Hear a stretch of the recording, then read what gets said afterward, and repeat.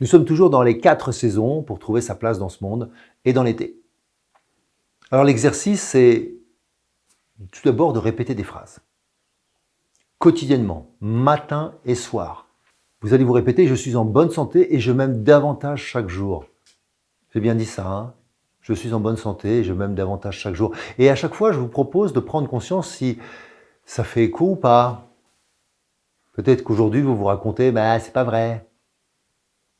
Alors si vous faisiez comme si vous faisiez comme si vous vous aimiez davantage, si vous faisiez comme si vous étiez en bonne santé, ça serait quoi de différent? J'entretiens mon corps un peu plus chaque jour pour être en accord avec ce que je suis et ce que je veux être. C'est la deuxième phrase. J'entretiens mon corps un peu plus chaque jour pour être en accord avec ce que je suis et ce que je veux être. Maintenant, je vous propose un autre exercice ou un autre aspect de l'exercice, idéalement avec un partenaire. Vous allez vous chanter mutuellement et alternativement cette comptine. C'est pas grave si vous ne chantez pas bien. Je vous le fais sans chanter. Moi, je suis unique, je suis magnifique, il n'y a que moi comme moi. Ça pourrait être « Moi, je suis unique, je suis magnifique, il n'y a que moi comme moi ». Par exemple. Peu importe si votre son bouge ou pas, si votre voix est placée.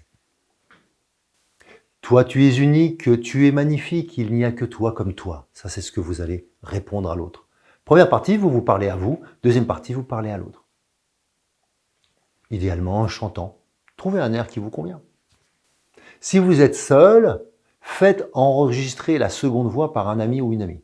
J'ai bien dit, faites enregistrer la seconde voix. Toi, tu es unique. La réponse que vous avez à vous-même.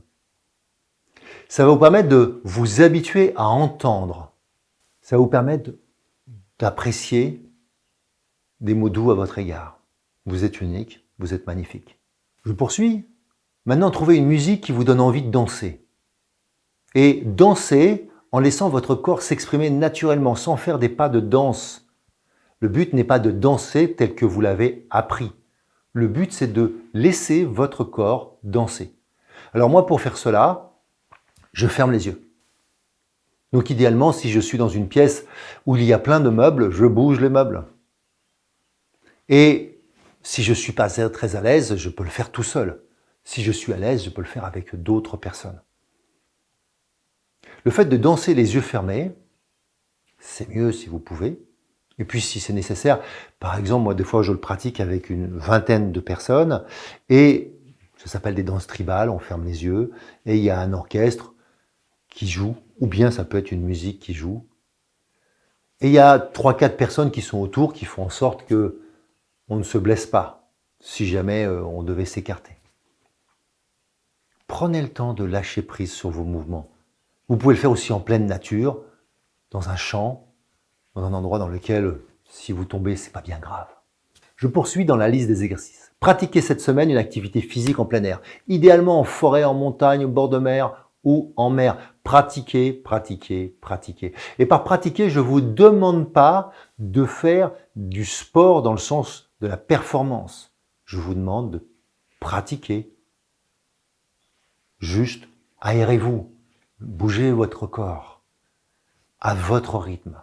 Je vous propose maintenant un exercice à propos des exercices de respiration que vous avez déjà pratiqués grâce à ce livre.